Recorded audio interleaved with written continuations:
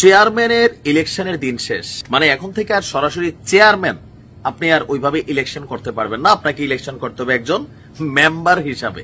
এতদিন পর্যন্ত যে মেম্বার নির্বাচনটা অনেকেই বলতো আরে বেটা মেম্বরই করবে, জি চেয়ারম্যান হইতে হলে আপনাকে মেম্বরই ইলেকশন করেই চেয়ারম্যান হইতে হবে। একজন মেম্বারই হবেন চেয়ারম্যান, বিষয়টা বোঝেন নাই। আসেন, বড় ধরনের একটা রদ বদলের জন্য ডক্টর মোহাম্মদ ইউনূসের কাছে আমাদের স্থানীয় সরকার নির্বাচন বা আরো যে নির্বাচনগুলো আছে এগুলোর ব্যাপারে গতকালকে যে কমিশন গঠন করা হয়েছিল তারা একটা রিপোর্ট দিয়েছেন, কিছু প্রস্তাব করেছেন। আমার কাছে খুবই ভালো লাগছে, খুবই। এখানে সিস্টেমটা কি, তারা যেটা বুঝাতে চাইছে যে প্রধানমন্ত্রী কে হবেন বাংলাদেশের, এটা কি জনগণ নির্বাচন করে? না। আপনি যখন বেগম খালেদা জিয়া বা শেখ হাসিনা অথবা যাকেই ভোট দিচ্ছেন, একজন মেম্বার অফ পার্লামেন্ট মানে এমপি হিসেবে তাকে আপনি নির্বাচিত করছেন। মন্ত্রী কে হবে সেটা কি জনগণ নির্ধারিত করে? না, জনগণ একজন এমপি নির্বাচন করে। তো মন্ত্রী প্রধানমন্ত্রী কিভাবে হয়? এই যে 330 জন সংসদ সদস্য, আমাদের দেশের সিস্টেম হচ্ছে কি, আমরা জানি বিএনপি পাশ করলে তারেক রহমান প্রধানমন্ত্রী, বেগম খালেদা জিয়া প্রধানমন্ত্রী, এটা পারিবারিক ভাবে আছে। কিন্তু জামাত বা অন্যান্য দলগুলোর মধ্যে কিন্তু এই সিস্টেমটা নাই।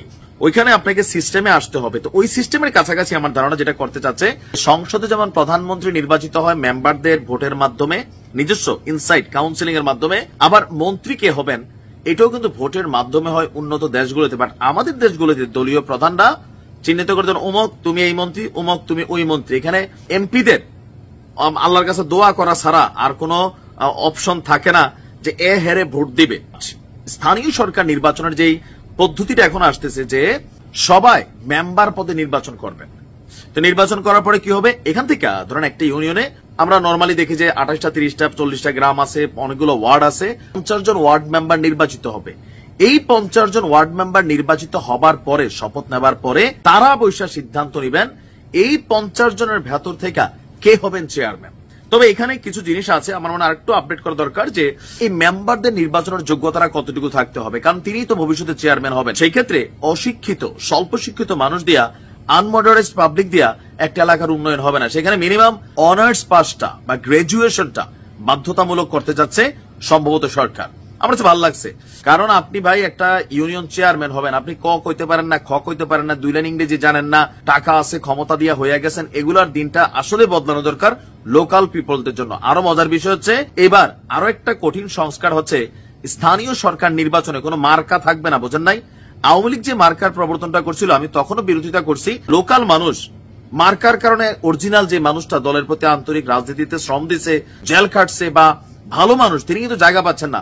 ওই উপর থেকে টাকা টোকা খাইয়া সিন্ডিকেট হয়ে একজন মানুষ আসতেছেন, আমি দল দেখা মার্কা দেখা তারা ভোট দিচ্ছি, আর ভালো মানুষগুলো বিরোধী দলে যাচ্ছে, মানে বিরোধী পক্ষ হিসেবে ভোট করছে, অনেকে ওই জায়গাগুলোতে জিতছে, তাই না? এই সিস্টেমটার বিপক্ষে কিন্তু বিএনপিও গেছে যে না, স্থানীয় সরকার নির্বাচনে মার্কা থাকবে না। তো যেহেতু মার্কা নাই, আপনাকে একটা নিরপেক্ষ ভোট ফেস করতে হবে। এটা ফেস করার জন্য একজন মেম্বার মানে এখন কিন্তু একজন চেয়ারম্যান।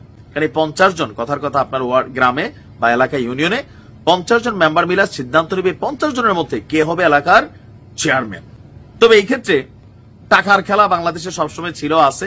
যেই টাকা জনগণের কাছে যাইতো খাওয়া খাওয়ার জন্য, সেইটা আবার মেম্বাররা খাওয়ার কিন্তু একটা সুযোগ আছে। আমার কাছে মনে হয়েছে যে এখান থেকে যিনি চেয়ারম্যানই করবেন তিনিও আইন মাইনে একজন মেম্বার পদে তিনি পাশ করে আসলেন তার লোকাল এলাকা থেকে। বাকি যে 49 জন মেম্বার আছে এরা তো টাকায় বিক্রি যাওয়া মেম্বার। আমাদের বাংলাদেশের প্রেক্ষাপটটা এরকম, এরার ভাই লাখ লাখ কোটি কোটি টাকা খাওয়ার একটা এজেন্ডা তৈরি হবে। আবার আগে চেয়ারম্যানই পাশ করাটা যতটা কঠিন ছিল, এখন কিন্তু আর কঠিন হবে না। কেন? আমরা সবসময় দেখি একজন চেয়ারম্যান তার নিজ কেন্দ্রে অলওয়েজ পাশ করেন। ফেল করেন কোথায়?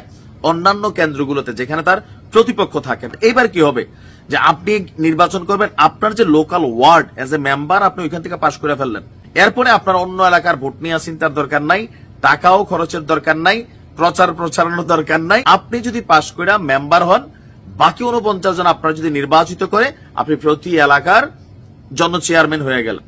সেই মেম্বাররা আপনার থেকে কাজ বুঝা তার এলাকার মানুষ নিয়ে দিবে যে এখান থেকে কি আসতেছে। আবার এটা পরিবর্তনের সুযোগ আছে। অনেক সুন্দর সুন্দর এই প্রস্তাবটা আমার কাছে ভালো লাগছে।